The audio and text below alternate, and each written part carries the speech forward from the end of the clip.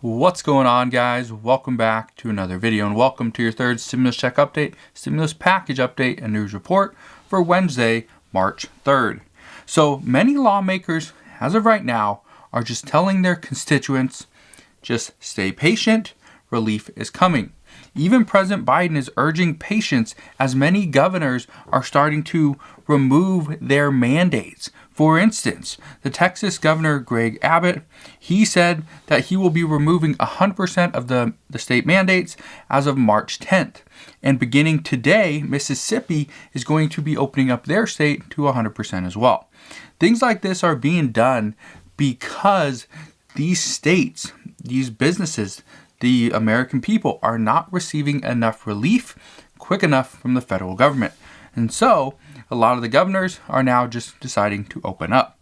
But President Biden states that we must be patient because we are not out of this pandemic yet. He also pledges that every American will have a vaccine by the end of May. Now, even though the president says, yes, every single American is going to have a vaccine by the end of May, does that necessarily mean we will actually have it? No, it doesn't. We will just have to wait and see if we do. But right now, all eyes are currently on the Senate. What is the Senate going to do? How are we going to get the relief? When will we see this? When will we get our stimulus checks, state and local government funding, child tax credits? Will there be monthly payments? Will it be a tax credit at the end of the year? All these questions are arising. But Bernie Sanders says that he will introduce an amendment to end starvation wages in America as soon as today. This is what he said yesterday on Twitter. We also know Senate Majority Leader Chuck Schumer says a roll call vote should happen as soon as today as well. Now, a lot of people expect today we're going to have a bunch of answers. We will know which Senate Democrats are opposed to which provisions within this bill. Hopefully that comes out later on today. Some say this vote should happen this afternoon.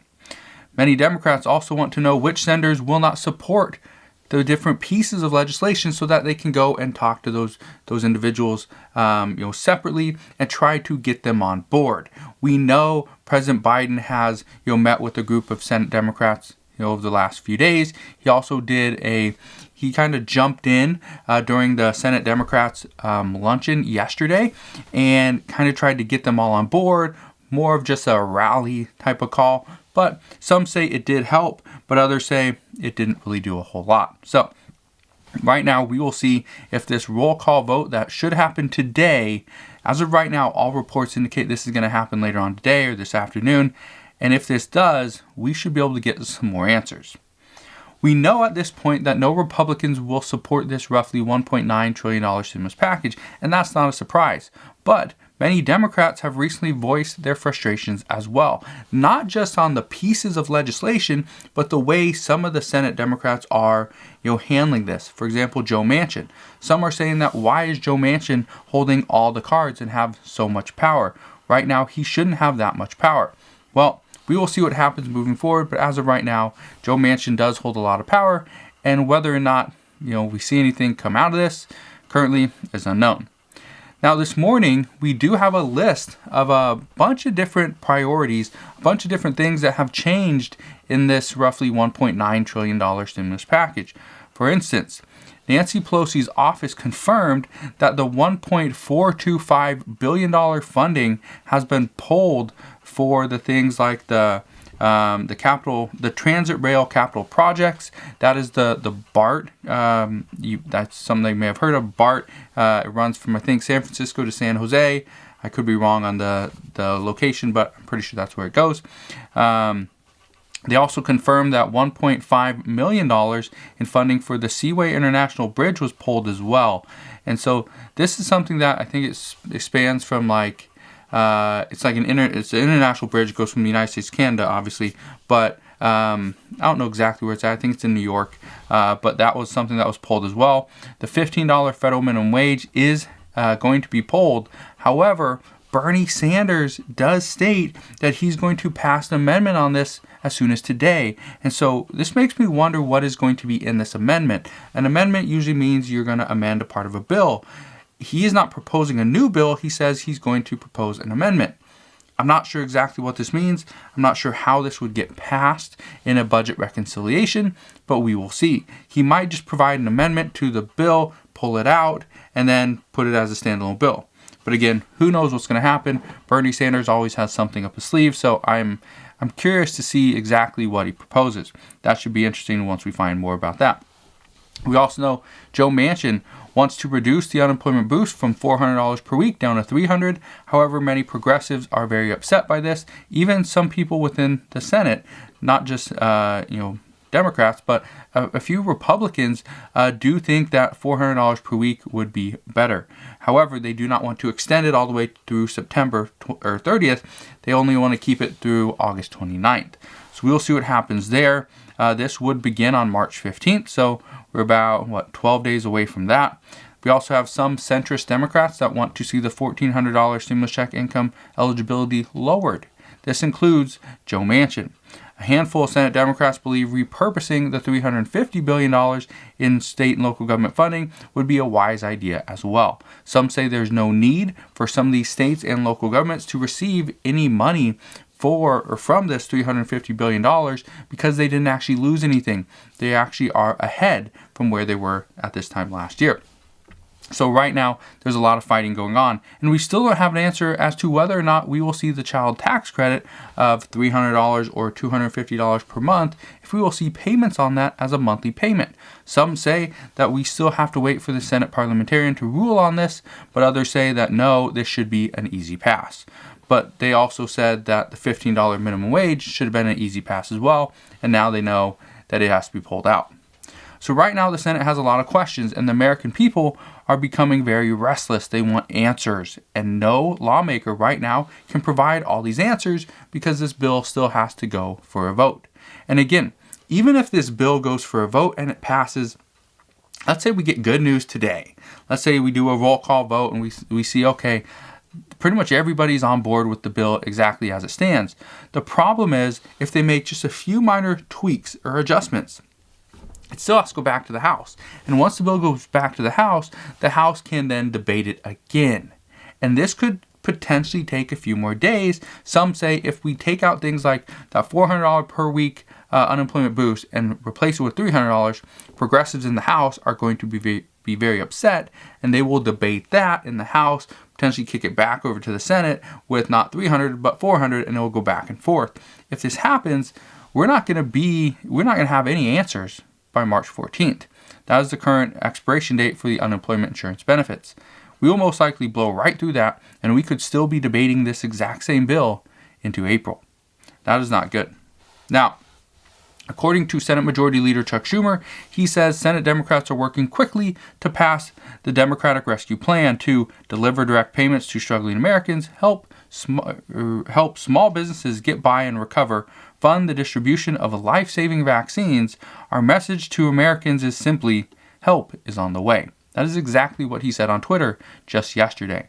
Now, I know that everybody wants to see relief soon. Democrats and Republicans would like to see relief soon. Democrats want to see relief go to state and local governments, go to vaccine funding, go to the unemployed, go to people that just need some help through a stimulus check. And then there's other provisions as well. Republicans want to see vaccine funding. They want to see school funding. They want schools to open up, and they want them to open up safely.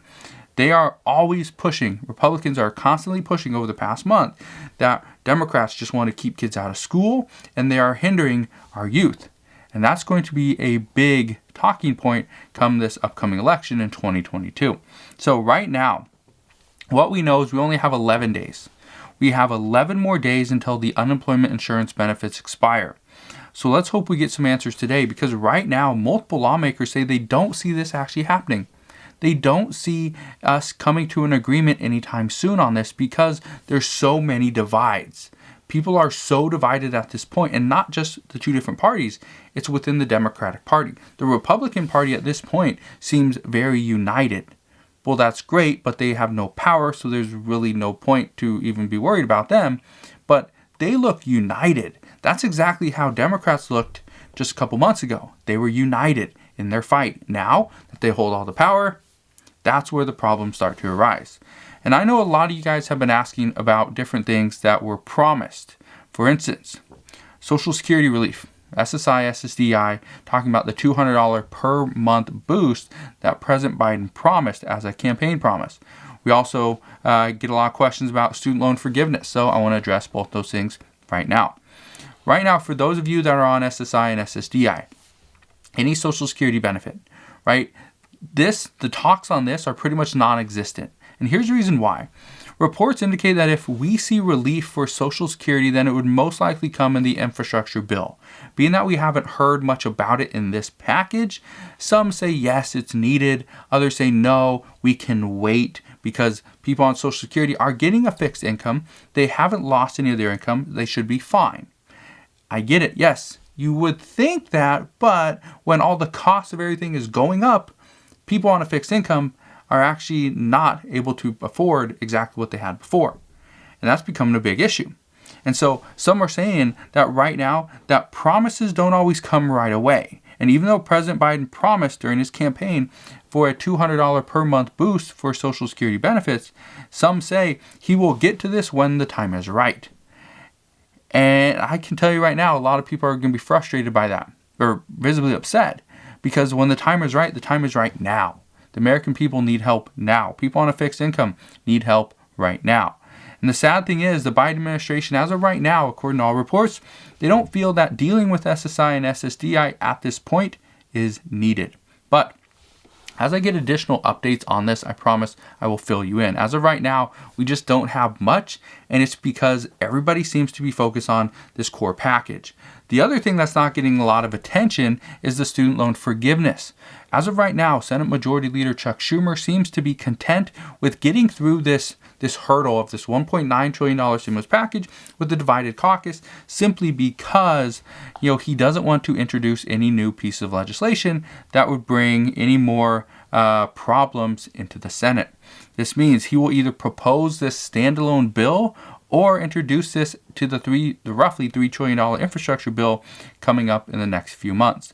Right now, what we are hearing is that for the Democratic Party, there's so much fighting within the party that some lawmakers say that they doubt any senior lawmakers will be introducing anything too contentious at this point.